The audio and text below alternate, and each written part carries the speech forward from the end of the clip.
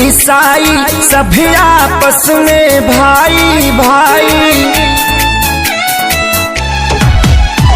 हिंदू मुस्लिम सिख ईसाई सभी आपस में भाई भाई।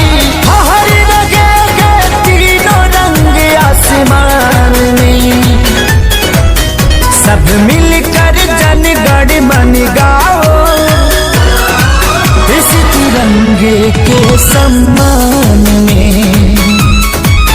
सब मिलकर जन गण मन गाओ, इस तिरंगे के सम्मान में।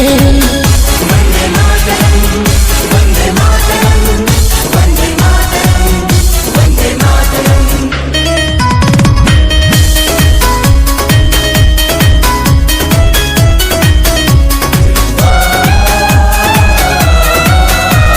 जिन लोगों ने दी कुर्बानी उनका हम पर कर्ज है।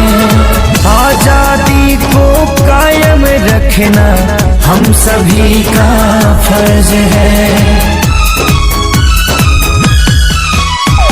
इसकी लहर में माँ की ममता, बूढ़े बाप की सीख है। मासूम बच्चों की किलकारी, विधवाओं की चीख है।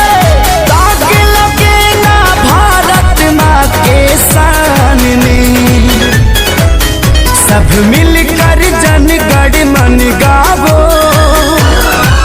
इस तिरंगे के सम्मान।